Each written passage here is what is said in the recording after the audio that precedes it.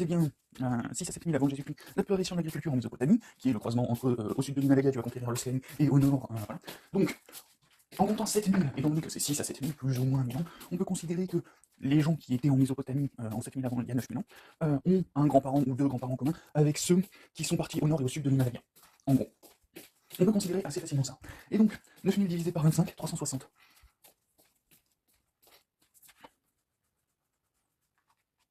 Il y a bien 360 parents, de parents, de parents, de parents, de parents, de parents, entre nous et n'importe quelle personne. Entre toi, tu prends toi, n'importe quelle personne sur cette planète, il y a 360 grands-parents en commun à faire.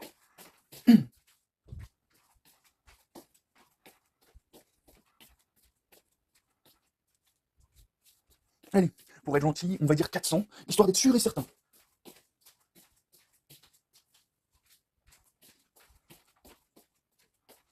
Et si on compte les effets de la mondialisation capitaliste, c'est entre 10 et 400 grands-parents. 10 parents, on va dire parents proches, famille. Moi, je l'ai en réunissant mes frères et sœurs, leurs parents, en comptant ceux qui sont morts, et leurs frères et sœurs à eux aussi. Et il n'y a potentiellement même pas besoin de compter les parents. Je fais une réunion de famille, voilà, je réunis 10 personnes qui me sont proches. Voilà, le parent de mon parent de mon parent. Voilà. Si on fait ça, c'est le début de la mondialisation. Si je réunis ma famille en comptant mes deux grands-parents, et en comptant, en gros, j'ai... en gros, en comptant les frères et sœurs de mes grands-parents, voilà, donc les cousins de mes oncles et tantes, des deux côtés, on y arrive, c'est sûr et certain, on y arrive. Déjà, il n'y a peut-être même pas moyen que j'ai besoin d'aller plus loin que mes oncles et tantes. J'en ai 6 d'un côté, alors il y a des morts des deux côtés, j'en ai 4 de l'autre. Si on compte les conjoints, ça en fait déjà 20. Si on compte, allez, gentiment, parce que c'est faux, hein, tu me prends moins mon daron, il y en a 4. Bref, en gros, si t'en prends 2 de chaque, tu te retrouves avec 40. Si tu comptes que je suis à 31 ans, qu'il y en a qui ont 10-15 ans de plus que ma mère, des oncles et tantes, qui ont 10-15 ans de plus que ma mère, que chacun d'entre eux s'est potentiellement marié, tu peux passer à 60. Tu comptes que chacun d'entre eux, alors chacun des 20 a fait un ou deux enfants, t'es à 80-100. Voilà, et là tu prends rien, voilà, c'est techniquement.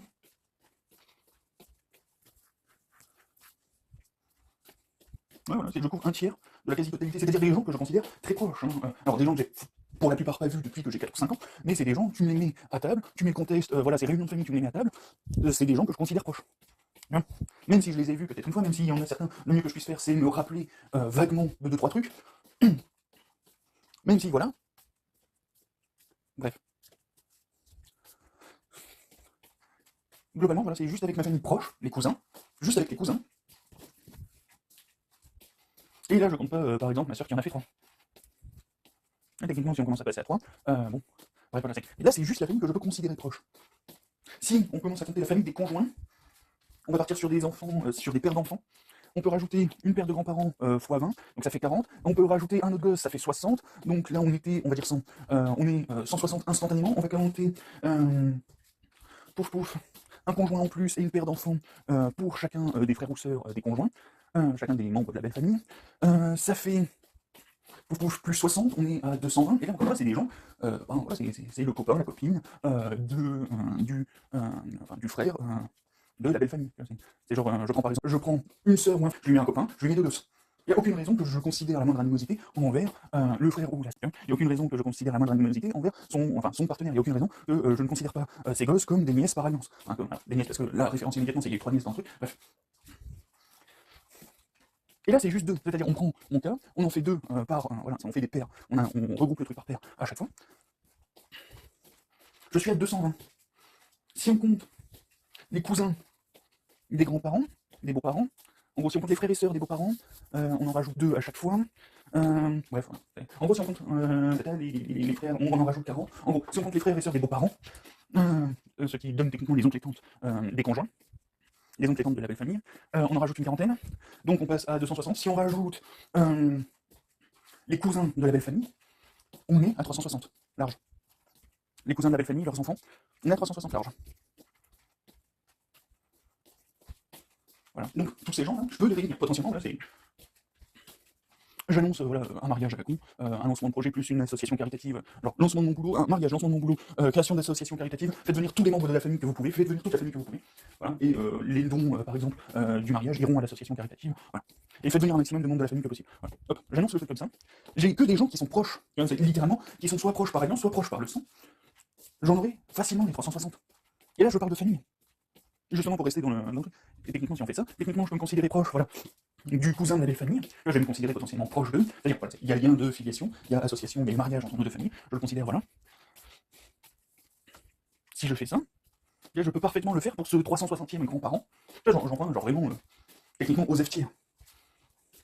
Mais je le prends, voilà, et il est là, voilà, on partage un moment, on partage un repas, on est tranquille, on peut se partager un repas, parler potentiellement de nos différences, parce que là, je te mince, normalement, on peut aller taper des trucs extrêmement loin, parce que si je fais ça, je peux faire venir des gens de Pologne, par exemple. Bref, bon, je peux faire venir des gens paumés en Italie, je peux faire venir des gens paumés, bref.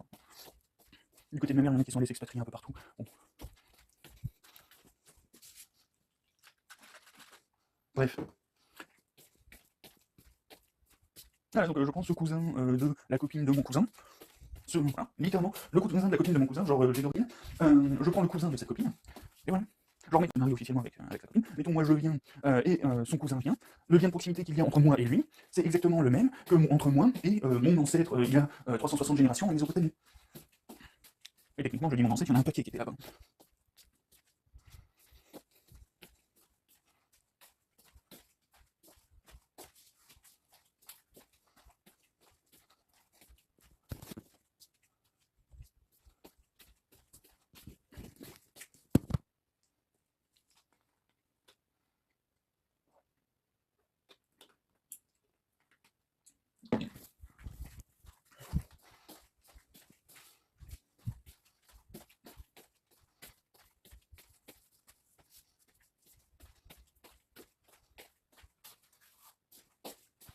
Et est-ce que j'aurais envie des casse-couilles avec... casse-couilles, ou est-ce que j'aurais... Enfin, est-ce que je répondrais à la violence? Mettons, voilà. Pouf, pouf, hein. Techniquement, ça veut dire qu'on peut faire un cercle. Hein. Voilà, c'est tu remontes à ce cousin, mettons tu prends un de ses cousins au même niveau, voilà, tu reprends, voilà, c'est ce cousin, voilà, j'ai fait pote avec lui, il est venu, un jour il se marie, et il fait la même chose, voilà, et il fait la même chose, il va chercher des cousins de cousins, voilà, il va chercher ses cousins, il va chercher les potes de ses cousins, il se trouve que là-bas, il y a un pote, à son mariage, il y a le cousin du copain de sa cousine, qui vient, voilà, on se retrouve à ce mariage, je vais le chercher, je vais le voir, mettons on n'est pas d'accord, il est de droite, je suis de gauche, voilà, on se met pas d'accord, est-ce qu'on va aller se foutre sur la gueule? Je suis de droite, je suis de gauche, je vis dans les PO, il vit à Paris. Enfin, il est de droite, je suis de gauche, il vit à Paris, je vis dans les PO. Je suis un campagnard, c'est un citadin, c'est un pur produit de la Macronie, tendance Zemmour. Non, pas tendance Zemmour, plutôt tendance Le Pen. Parce que Zemmour, c'est sur les pauvres qui vont en train de taper. Bref. Voilà, c'est un pur produit macronien, tendance le péniste. Moi, je suis un pur anarcho-marxiste, un campagnard avec, voilà, qui surkiffe ses montagnes, qui surkiffe ses plaines, qui surkiffe sa mère. Voilà.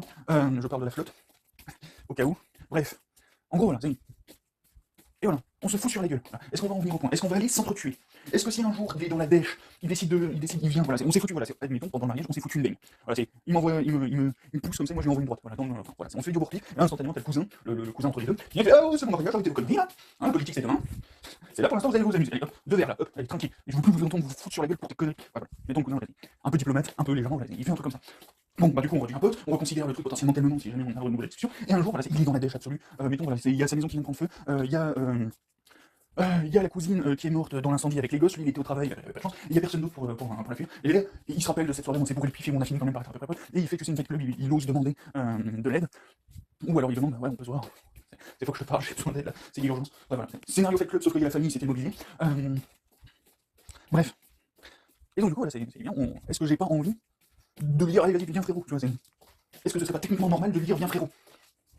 Si ta réponse c'est oui, bien entendu, c'est un membre de ta famille. C'est juste le cousin du cousin du cousin. Alors c'est juste le copain de la cousine du cousin de ton cousin. Voilà. Enfin, de la copine de ton cousin. Voilà. C'est la famille. La famille au sens, entre guillemets, mafia du terme, tu vois, c'est la famille. Bref. Alors, faut le faire avec la voix de Don Corleone, mais c'est la famille. Bon, bah voilà. Techniquement, si tu considères ce cousin, ce mari de ta cousine, enfin, ce mari de la cousine, du cousin de la fiancée de ton cousin, si tu considères ce mec-là comme un membre de ta famille, ou à minima comme une personne que voilà, t'as aucune raison d'être en mauvais terme avec, que tu pourrais potentiellement même lui ouvrir la porte, l'accueillir dans une situation de merde, c'est la même chose avec n'importe qui, littéralement, n'importe qui sur la planète, parce que tu fais la même chose en termes de grands-parents, tu fais le même décalage en termes de grands-parents, t'arrives en Mésopotamie il y a 7000 ans, à la louche, et tu redescends, voilà, tu repars.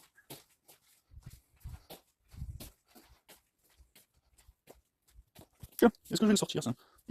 Allez, je vais me réécouter le truc et on verra. Allez, tchuss.